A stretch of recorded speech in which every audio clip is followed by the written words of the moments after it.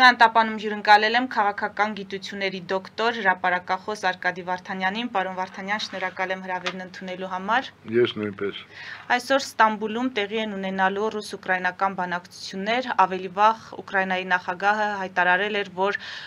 Պուտինից ցածր մակարդակով ներկայացուցիչների հետ ինքը պարզապես չի հանդիպի, այսինքն ակնկալում էր հանդիպում Պուտինի հետ։ Այսօր հայտնի դարձավ, որ պատվիրակությունը գնալու է, բայց ոչ Պուտինը, եւ Թուրքիան հույս է հայտնել, որ այս բանակցությունները նոր էջ կբացեն ռուս-ուկրաինական այս խաղաղության հնարավոր գործընթացում։ Նաև մենք ունենք Թրամփի հայտարարությունը, նա հայտարարել է, որ պատրաստ է Ստամբուլյան բանակցություններին մասնակցել, եթե դրա նպատակահարմարությունը լինի, այսինքն հայտարարել է, որ եթե անհրաժեշտ լինի, կարող է վաղ միանալ բանակցություններին։ Դուք ընդհանուր առմամբ ինչ դիտարկումներ կանեք, իսկապես հնարավոր կլինի այս փուլով ինչ-որ փոփոխություն մտցնել եւ Պուտինին հակել խաղաղության։ Իհարկե ոչ։ Ինչպես կանխատեսում էին մեկնաբանների գերակշռող մեծամասնությունը, Պուտինը իհարկե Ստամբուլ չգնաց, վախեցավ, իր անվտանգության համար վախեցավ։ Նա ընդհանրապես շատ վախկոտ մարդ է եւ ամենից շատ իր առողջության, իր կյանքի համար է դողդողում։ Այդ մասին եմ մտածում, ոչ թե խաղաղության մասին, նա ուրիշ մտածելու բան չունի։ Ոչ, ես կարծում եմ պատերազմը կշարունակվի նույն տեմպով, այսինքն այսպես պատային վիճակում, ճակատամարտում ոչ մի էական փոփոխություն չի լինելու։ Հիմա ամեն ինչ կախված է Թրամփից, ոչ Պուտինից, ոչ էլ Զելենսկուց, Թրամփից, եթե Թրամփի կատաղության աստիճանը շատ ավելի բարձր լինի, քան հիմա է, ուրեմն նա, ինչպես մեկ անգամ արդեն ասաց, Ուկրաինային տալու է այնպիսի զենքեր ու զինատեսակներ, որոնց մասին Ուկրաինան նույնիսկ ինքը չէր մտածում։ Այսինքն ես ենթադրում եմ, որ այս զինատեսակների շրջանակում կլինեն նաև ամերիկյան հայտնի տոմագավկները, որոնց օգտագործումը ուղղակի ջախջախից պարտություն կհասցնի Ռուսաստանին։ Եվ դա միակ ճանապարհն է պատերազմը ավարտելու։ Ուրիշ ճանապարհ չկա, որտեղ Պուտինը արդեն ամբողջ աշխարհին համոզեց, վերջապես նաև Թրամփին այսօր մասնավորապես արդեն համոզեց, որ իր հետ բանակցություն վարելը դա անիմաստ գործ է։ Նա ոչ մի բանակցության մասնակից չի ուզում դառնա եւ ընդհանրապես պատերազմը իր ռեժիմի շարունակականության միակ գործիքն է, ուրիշ գործիք չկա, որովհետեւ հենց պատերազմը ավարտվեց, դրա հետ միասին կավարտվի նաեւ Պուտինյան ռեժիմը։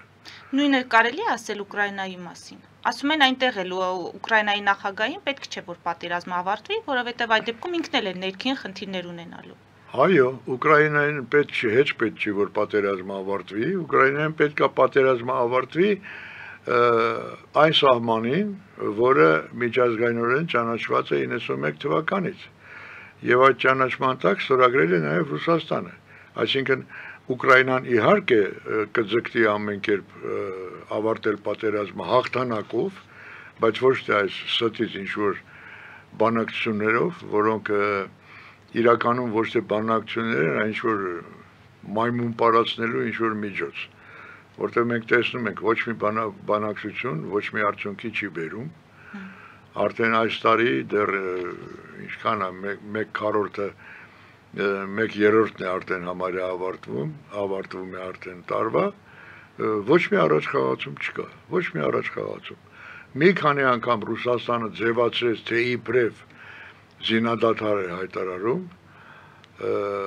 սկզբից ուրեմն Զատիկի օրերին, հետո մայիսի 9-ին իբրև թե այդ շքերթի անվտանգությունը ապահովելու համար, այս վերջերս էր 3-4 օր առաջ, երբ որ Պուտինը կազմակերպեց այսպես կոչված գիշերային պրեսկոնֆերանսը, որ իրականում պրեսկոնֆերանսներ չէր, որովհետև ոչ մի լրագրող, ոչ մի հարց տալու հնարավորություն չունեցավ։ Ուղղակի Պուտինը եկավ, ինքը իր ձեռքով գրած մի քանի թերթիկ ընթերցեց, 18 րոպե տևեց ընդամենը այդ ընթերցումը, Եվ ասաց, որ դե արդեն ուշ է, ժամը 2 անց է արդեն, ես դες բոլորիդ բաց եմ թողնում, ազատ եմ արձակում, ու թողեց գնաց։ Այսինքն, ես դա նորից կկոչեի մայմունություն, այստեղ որևէ լուրջ հիմնավորում կամ լուրջ հետևանք ես չեմ տեսնում։ Չի կարող լինել, որտեղ նորից եմ ասում, Պուտինյան ռեժիմի ուրեմն երկարաձգումը եւ գոյությունը ընդհանրապես միանգամայն կախված է պատերազմի լինել կամ չլինելու հետ։ Հենց պատերազմը չեղավ, Պուտինյան ռեժիմը ավարտվում է դրանով։ Որովհետեւ 25 տարվա ընթացքում, իշխանության 25 տարվա ընթացքում Պուտինը փաստորեն ոչնչացրեց Ռուսաստանը, ուղղակի ոչնչացրեց, զրոյացրեց ուրեմն տնտեսությունը, մարդկանց դարձրեց, մարդկանց գիտակցությունը, ընկալումները իջեցրեց այսպես անասնական վիճակի մակարդակին եւ ընդհանրապես Ռուսաստանը դարձրեց հեգնանքի ու ծիծաղի առարկա ամբողջ աշխարհի առջև։ Եվ ես չեմ կարծում, որ Ռուսաստանը, հենց ինքը Ռուսաստանը դա կների Պուտինին, չի ների, որովհետև ցանկացած ժողովրդի, այդ թվում նաև շատ համբերատար ռուս ժողովրդի համբերության վերջը գալու է, որ այդպես չի կարող շարունակվել։ Հիմա գները բարձրանում են, ինֆլյացիան ուժգնացող տեմպերով ավելի է արագանում եւ մարդկանց գրպաններին հարված է հասցնում արդեն սովորական շարքային քաղաքացիների գրպաններին, իսկ դա ինչ որ պահի կհասցնի այնպիսի մակարդակի, որ արդեն ժողովուրդը դուրս կգա փողոց։ Պարոն Վարդանյան, ես ուզում եմ այնուամենայնիվ հասկանալ Թրամփի համբերության բաժակը երբ է լցվելու կամ ինչ պայմաններում, այսինքն ինչ սպառնալիքները միգուցե ճիշտ ձևակերպում չէ, բայց ամեն դեպքում ինչ սպառնալիքներ են անհրաժեշտ, որպեսզի Թրամփը հասնի այդ կատաղության աստիճանին եւ իսկապես տրամադրի թե աջակցություն եւ թե լինի ավելի հստակ, որովհետեւ վերջնագրերի լեզվով խոսել, ասել, որ ես բանակցություններից դուրս եմ գալու, ԱՄՆ-ն դուրս է գալու, մենք արդեն լսել ենք ու տեսել ենք, որ գործնականում այդ ամենը չի կատարվում։ Հիմա ինչ պետք է սպառնա Թրամփին, որ նա գնա ռեալ գործողությունների։ Ես Թրամփին ընդհանրապես քաղաքական գործիչ չէի համարի, չեմ ընկալում իրեն որպես քաղաքական գործիչ, նա բիզնեսմեն է, եւ դա երևում է նաեւ իր օգտագործած տերմինաբանությունից, նա ոչ թե խոսում է պայմանագրերի մասին, այլ խոսում է գործարքների մասին, այսինքն գործարք է կնքում, եւ այդ գործարքի հիման վրա կառուցում է իր այսպես քաղաքական ծրագիրը, այնպես որ իսկ դուք ասում եք երբ կավարտվի նրա համբերությունը, ես կարծում եմ արդեն այսօր վաղը արդեն ավարտվելու է, որտեղ այդ արդեն Տրամփի համբերությունը իհարկե նույնպես իր սահմանները ունի, ինքը արդեն եկել հասել է Մերձավոր Արևելք, այս պահին ինքը Էմիրատներում արդեն եղել է Սաուդյան Արաբիայում, եղել է ուրեմն Կատարում եւ հիմա բանում է Էմիրատներում է գտնվում, այսինքն դեռ մի քանի րոպեվա թռիչք կա մինչև Ստամբուլ եւ ինքը երբեք չի ների Պուտինի այս ուրեմն ես կասեի վիրավորական պահվածքը, որը Պուտինը դրսևորեց Ստամբուլ չգալով։ Չնայած ինքն էր, փաստորեն ինքն էր առաջարկությամբ հանդես եկել, չէ՞։ Երբ եվրոպացիները 4 եվրոպական երկիր՝ Մեծ Բրիտանիան, Ֆրանսիան, Գերմանիան եւ Լեհաստանը Կիևում որոշեցին, որ ամսի 12-ից, այսինքն երկուշաբթի օրվանից պետք է լինի զինադադար 30 օրյա, այո, կրակին պետք է վերջ տալ եւ առնվազն 30 օրով եւ բացի դրանից նաեւ միասին բոլորը խոսեցին բարձր կապով խոսեցին Թրամփի հետ հենց Կիևից համարը հավաքեցին, խոսեցին, ասեցին, որ այսպիսի բան են որոշել, Թրամփն էլ ասեց այո, ես համաձայն եմ, այսինքն փաստորեն վերջնագիր ներկայացրեցին Պուտինին, չէ՞, բայց դրանից հետո մենք արդեն տեսնում ենք, ամսի 12-ին արդեն այսօր 4-րդ օրն է, չէ՞ անցնում։ Ոչ մի բան չկա։ Ոչ մի այսպես հուժկու հարվածներ, պատժամիջոցային հարվածներ չեն հասցվում Ռուսաստանին։ Բայց ես էլի եմ ասում, վերջնական որոշումը Տրամփն է կայացնելու, որտեղ իր ձեռքում է ամեն ինչը, եւ ուժը, եւ ֆինանսները, եւ տնտեսական հզորությունը եւ ամեն ինչը Տրամփի ձեռքում է։ Եվրոպան առանց Տրամփի ոչինչ չի կարող անել, այսինքն որոշ բաներ կարող է իհարկե անել, բայց ոչ այն աստիճանի, որքան Տրամփի մասնակցությամբ, Միացյալ Նահանգների մասնակցությամբ։ Իսկ Միացյալ Նահանգները չմոռանանք նաև, որ ժողովրդավարական երկիր է, դա բան չի, բռնապետություն չի, որ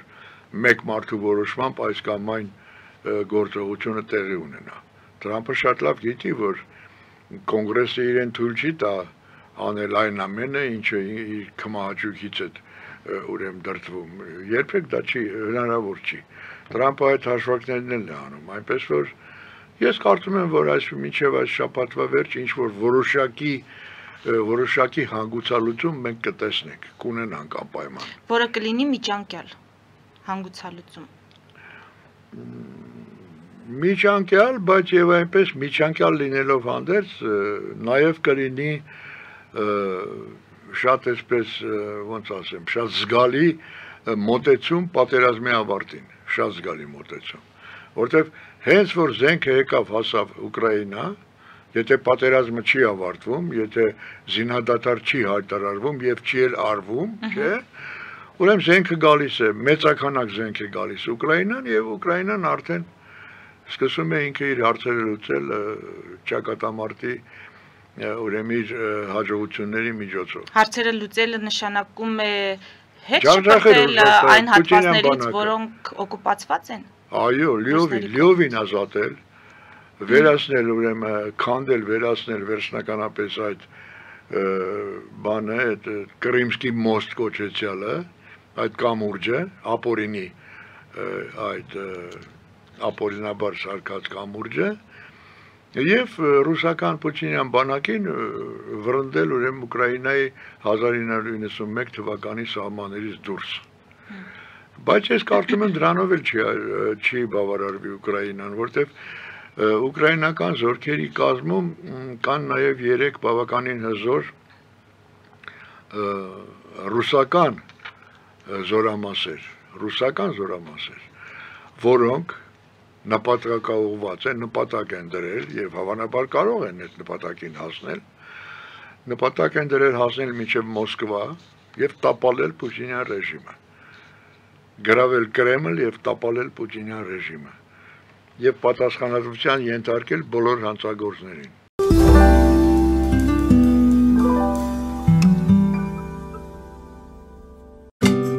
Ինչ է պետք տունը, առանձնատունը կամ ամառանոցը հաճելի, հարմարավետ դարձնելու համար։ Ճիշտ ընտրած կահույք, օրիգինալ դեկորներ, հյուրերին ընդունելուց գեղեցիկ սպասք, գուցե նոր սփռոց։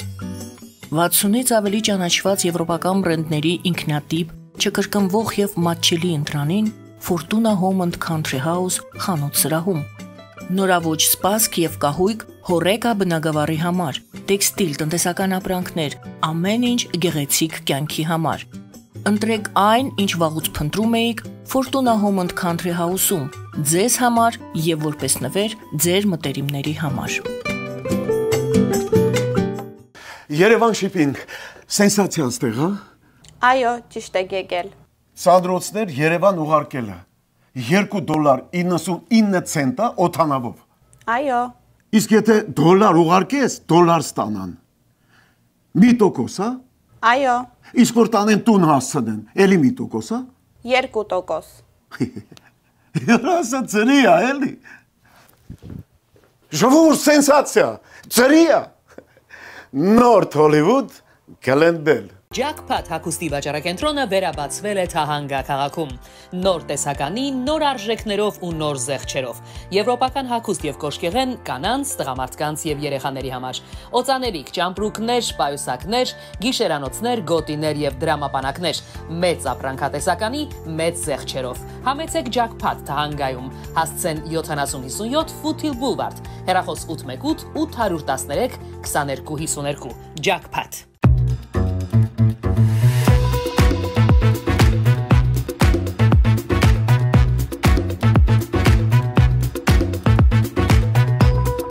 Արարատ ռեստորան, ընտանեկան եւ ընկերական ժամանցի լավագույն հասցե, սիրված արտիստներ, հյուրընկալ մթնոլորտ, հարուստ ճաշացան, անմահական խորտիկներ, Արարատ ռեստորան, հասցեն անփոփոխ, սիրով սպասում ենք ձեզ։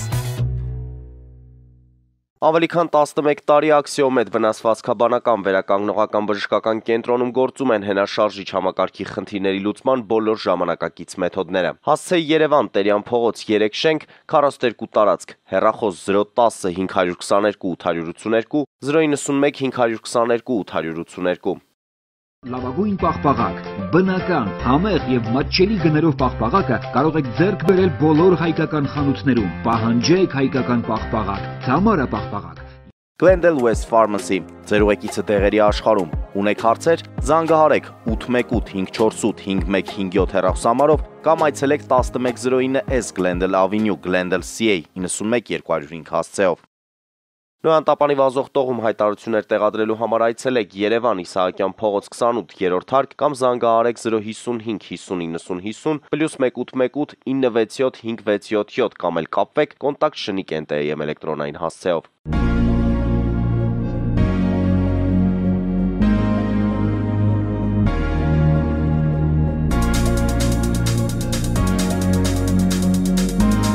Տպագրեք ձեր գիրքը Նոյան տապան տպագրատանը, ինչպես նաև թերթեր, ամսագրեր, բուկլետներ եւ այլն։ Հասցեն քաղաք Երևան, Իսահակյան 28 առաջին հարկ։ Հեռախոս Հայաստանից +374 55 50 90 52, ԱՄՆ-ից 818 967 567։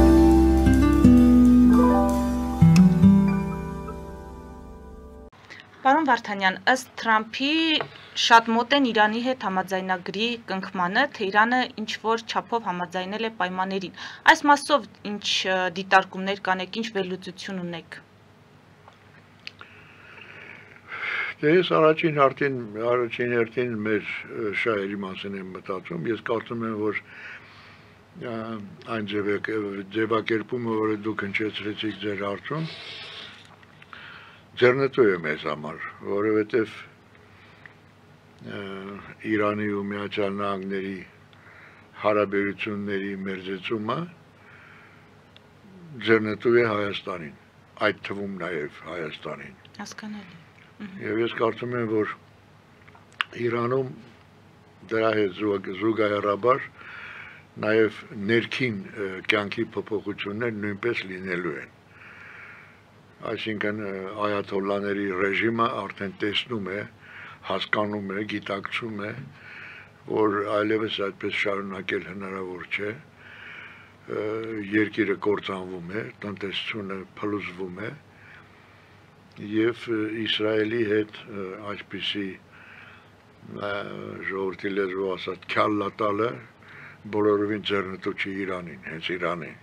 Որտեղ Իրանի պետական գաղափարախոսության մեջ կա այնպիսի մի համար մեկ կետը կա, որը այսպես է հնչում, որ Իսրայելը պետք է ոչնչացվի։ Իսրայելը իրավունք չունի ընդհանրապես լինելու աշխարհի երեսին, ընդհանրապես իրավունք չունի։ Ես կարծում եմ, որ այդ կետից Իրանը պետք է հրաժարվի, որովհետև հակառակ դեպքում ոչ մի լավ բան Իրանին չի սպասում։ Իսկ մեզ համար դա շատ կարևոր է, որտեղ Իրանը մեր կարելի ասել դաշնակից երկիր է մեզ համար, բարեկամ ժողովուրդ է, եւ մենք անտարբեր չենք կարող լինել այն ամենի նկատմամբ, ինչ որ տեղի է ունենում Իրանում։ Ինչ ասեմ, ես կարծում եմ, որ ես հույս ունեմ, որ Իրանի հետ կապված հարցերը դրական լուծում կստանան, մեզ համար դրական, եւ Իրանի համար, եւ մեզ համար։ Իսկ ինչ եք կարծում, ով կանգնեցրեց Հնդկաստան, Պակիստան այդ հակամարտությունը, որը սրվել էր, Թրամփն ասում է իմ վարչակազմին հաջողվեց կանգնեցնել, Հնդկաստանի արտգործնախարարությունը հայտարարում է, որ հնդկական զենքի ուժը ստիպեց Պակիստանին կանգնել, մտածել։ Հա, Չինաստանն էլ ասում է, որ ինքն է կանգնեցրել։ Հիմա ձեր վերլուծությունը ո՞րն է։ Ես կարծում եմ, այստեղ ես որևէ գուշակում չեմ կարող անել, չեմ էլ ուզում։ Ինձ համար կարևորն այն է, որ այդ հակամարտությունը ուղղակի ավարտվեց արդեն նույնիսկ արդեն չսկսվելով, որտեղ այնտեղ ընդամենը մի քանի տասնյակ զոհ եղավ, փառք Աստծո, որ այդքան քիչ էր, եւ քանի որ երկու պետություններն էլ ուրեմն ատոմային զենք ունեն, դա շատ վտանգավոր հետևանքներ կարող էր ունենալ, եթե ծավալվեր այդ հակամարտությունը։ Եվ քանի որ այսպես բավականին կտրուկ ավարտվել է, դա շատ լավ բան է։ Մենք ուղղակի պետք է դա ողջունենք։ Իսկ Հնդկաստանի վարչապետ Մոդին դա ուրեմն օգտագործեց Մոսկվա չգալու համար, որովհետև նա էլ էր չհրավիրվել, նա պետք է մայիսի 9-ին լիներ Կրեմլում, լիներ Մոսկվայում եւ մասնակցեր այդ շքերթին Պուտինի կողքին։ Դե բայց քանի որ պատերազմ է, այդ մարդն ասեց ես ոնց գամ, ես չեմ կարող գամ։ Բոլորը կարողացան։ Նա ասեց ես գուցե մեր պաշտպանության նախարարին ուղարկեմ, բայց դրանից անմիջապես հետո պաշտպանության նախարարը հայտարարեց, որ ինքն չի կարող գա, ինչ որ պատճառաբանությամբ չի կարող գա։ Այնպես որ մարդիկ հրաժարվեցին եւ շատ այո, բոլորը չէ, բայց շատերը գտնվեցին, որ կարողացան գտնել պատճառներ, հարգելի պատճառներ եւ չմասնակցել։ Հիմա այս առումով անպայման ուզում եմ լսել ձեր դիտարկումները Ալիևի չգնալու հետ կապված։ Նա չգնաց սահմանափակվեց միայն զորք ուղարկելով, իսկ մեր ղեկավարը այնուամենայնիվ գնաց եւ դու գիտեք, թե ինչ երկար ժամանակ քննարկվեց դա, ինչ բացասական կարծիքներ էին հնչում այդ շքերթին մասնակցելու հետ կապված։ Ինչ եք կարծում, ինչու Ալիևը չգնաց հաշվի առնելով Պուտինի հետ ունեցած ջերմ հարաբերությունները եւ ինչու գնաց Նիկոլ Փաշինյանը, կարող էր արդյոք չգնալ եւ որքանով բխեց Հայաստանի շահերից նրա գնալը։ Գիտեք ինչ, ընդհանրապես իմ գնահատականը հետեւյալն է։ Հայաստանը հանձինս Նիկոլ Փաշինյանի ստացավ հերթական ոնց որ ժողովուրդն է ասում թարս սիլլա ստացավ, թարս սիլլա, առաջին հերթին Ալիևի կողմից, իհարկե նաև Ռուսաստանի կողմից, Լուկաշենկոյի կողմից։ Ես գիտեք ինչ, ամաչելով էի այդ ամեն ինչը տեսնում, հեռուստատեսությամբ նայում էի, հետևում էի իհարկե, տեսա ինչպես վայրեջ կատարեց մեր ինքնատիրը, Մոսկվայի օդանավակայանում ով դիմավորեց Նիկոլ Փաշինյանը, ինչ որ երրորդական թե չորրորդական ինչ որ չինովնիկ, որին ոչ ես եմ ճանաչում, ոչ էլ որևէ մեկը երևի թե չգիտեմ ով էր դա։ Եվ ինքնատիրից դուրս եկավ վարչապետը։ Ես գիտեք ինչի վրա եմ զարմանում, որ լավ, վարչապետ ես, 7 տարիա վարչապետ ես, 8-րդ տարին արդեն։ Լավ, քո շրջապատում չկան խելքը գլխին խորհուրդ տվողներ։ Գոնե քո արտաքին տեսքի վերաբերյալ, էլի, մի հատ լավ, դու քեզ ինքդ հայելում, նայում ես չես տեսնում, բայց կողքից մարդիկ պետք է նայեն, տեսնեն, ասեն, լսի, պարոն Փաշինյան, երբ որ դու առանց վերարկու ու անպլաշ դուրս ես գալի ինքնաթիռից, այսինքն կոստյումով դուրս ես գալի, ուրեմն այդտեղ փափախ դնելը սխալ է, գլխարկ մի դիր։ Այդ ինչ կոլխոզնիկի պահակի գլխակ է դրել։ Ես նայում եմ ուղղակի ծիծաղս գալիս էր, ոնց կարելի է այդպես անշնորհք ձևով ներկայացնել մեր երկիրը։ Չէ որ ինքը ոչ միայն իրեն է ներկայացնում որպես երկրի ղեկավար, այլ մեր ամբողջ երկիրն է ներկայացնում, մեր ազգն է վերջապես ներկայացնում։ Բա մարդիկ կնային կողքից կասեն, այս կոլխոզի պահակը որտից եկավ, էսով է։ Էսով այս համբալը։ Վիրավորական բառեր չօգտագործենք, պարոն Վարդանյան։ Չէ, գիտեք ինչ, երբ որ իրենք օգտագործում են այդ բառերը, մեր ժողովրդի, մեր հասարակության հասցեին, իսկ մենք ինչու չօգտագործենք։ Եթե մենք տեսնում ենք, որ մարդը հենց այն տեսք ունի, որի մասին ես ասացի։ Ամեն դեպքում եկեք հարցերին ըստ էության բովանդակային առումով անդրադառնանք։ Այդ մեկ երկրորդը գիտեք ինչ, ես մտածում էի, այդ ամենը ես երբ որ տեսա այդ պատկերը, խայտռակ պատկերը, ես մտածեցի, գուցե ավելի լավ կլիներ ինքը սենց սուս ու փուս հեծանիվով գար նենց կամած մտներ Մոսկվա էլի։ Ինքը սիրում է, չէ, հեծանիվ քշել, հեծանիվով գար։ Բայց վիրավորանքները դրանով չավարտվեցին։ Մենք տեսանք, չէ, շքերթի ժամանակ ում կողքին նստացրեցին Նիկոլ Փաշինյանին։ Հենց այն Լուկաշենկոյի կողքին, որի հասցեին նա ոչ վաղ անցյալում, մենք հիշում ենք, չէ, ինչ կոշտ գնահատականներ տվեց եւ ինչ հայտարարություններ արեց, որ ոչ մի Հայաստանի ոչ մի պաշտոնյա ոտք չի դնի Բելարուս այնքան ժամանակ, քանի դեռ այնտեղ նախագահ է պարոն Լուկաշենկոն, չէ։ Բա հիմա քեզ բերեն նստացրել են Լուկաշենկոյի կողքը։ Իմիջիալոց դուք ուրիշ բան երևի չնկատեցիք, ես նկատեցի, ուրեմն Լուկաշենկոյի ձախ կողքից նստած էր իր ամենասիրելի որդին Կոլենկան, Նիկոլայ Լուկաշենկոն։ Իսկ այս կողքից, աջ կողքից էր նստած էր այս մի Կոլենկան, Նիկոլենկան, որը Վովայիչն էր։ Ախր գիտեք ինչ, այդ պատկերը որ տեսնում ես, ինձ համար դա վիրավորական էր ուղղակի։ Վիրավորական։ Վերջին հաշվով դու լավ, այդքան պատիվ, այդքան հարգանք չունես, այդքան արժանապատվություն չունես, երբ որ քեզ ասեցին գնա Լուկաշենկոյի կողքը նստի, դու էլ ասացի ես իր կողքը չեմ նստի։ Չէր կարա այդ ասեիր։ Ալիևը ընդհանրապես չեկավ։ Այո, չեկավ։ Հիմա դուք ասացիք Հայաստանը իդեմս Նիկոլ Փաշինյանի սիլա ստացավ նաև Ալիևից, այսինքն Նիկոլ Փաշինյանը գնացել էր այնտեղ Ալիևին հանդիպելու ակնկալիքով։ Չէ, Սիլան գիտեք որն էր։ Սիլանն էր, որ ինքը Լուկաշենկոյի կողքին նստած ստիպված էր նայել, ինչպես է ադրբեջանական սպեցնազը քայլում այդ շքերթի ժամանակ կարմիր հրապարակով, ինչպես է քայլում։ Հետարքիր է, ինչ զգացմունքներ ուներ այդ պահին պարոն Նիկոլ Փաշինյանը, ինչի մասին էր մտածում։ Իսկ դա հենց Ալիևի սիլլան էր։ Ալիևը ինքը անձամբ չեկավ, դրանով զգացնել տալով, որ ինքը առ է համարում այդ շքերթը։ Այն դեպքում, որ պատրիարքը օրեր առաջ էր գնացել եւ կնոջը պարգևատրել բարձրագույն շքանշանը։ Բայց իր սպեցնազին ուղարկեց, որ ցույց տա, որ տեսեք, ես ինչ սպեցնազ ունեմ, որ Նիկոլ Փաշինյանի դեմով կանցնել, Նիկոլ Փաշինյանը մի հատ ծպուտել չի անի։ Ստիպված էր Նիկոլ Փաշինյանը գնացել։ Ինչ է կարծում։ Կարող է այդպիսի պարտադրողականություն։ Ստիպված որն է Իրանի ինչը փեդով չէին ծեծում, ասում գնա, անպայման գնա։ Դե մենք գիտենք, չէ, ինչ նշանակություններ այդ շքերթը Պուտինի համար։ Նա գնացել է միայն մեկ նպատակով, Էլիզա, միայն մեկ նպատակով։ Փորձել Ռուսաստանի ուրեմն աջակցության օգնությամբ շարունակական դարձնել իր սեփական իշխանությունը։ Ուրիշ որևէ նպատակ նա չուներ, որևէ նպատակ։ Նրան 100 տարի ոչ պետք էր այդ պարադը, ոչ պետք էր այդ 80-ամյակը, ոչ էլ ասենք թե Պուտինի հետ գրկախառնվել է կամ Լուկաշենկոյի հետ նստել է, կողքին նստել է։ Իրան դա պետք չէր։ Իրան պետք է միայն մի բան՝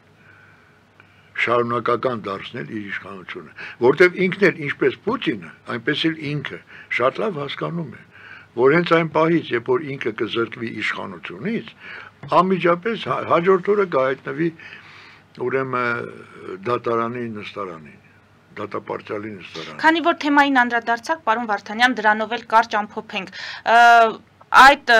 իշխանության շարունակականության ձգտումներն ունեն նաև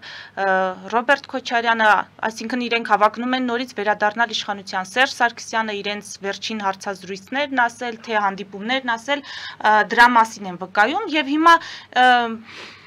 Ռոբերտ Քոչարյանը իր ուժով,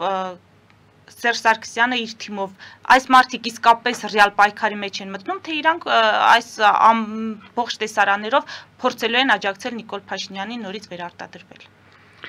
Ես հետևյալը կարող եմ ասել այդ հարցի շուրջ։ Գիտեք ինչ, մարդկային բնավորության համար ամենացավալի, ամենացավոտ զգացմունքը դա անարդարության զգացմունքն է, երբ մարդը կամ հասարակությունը, կամ ամբողջ մի ժողովուրդ, կամ ամբողջ մի ազգ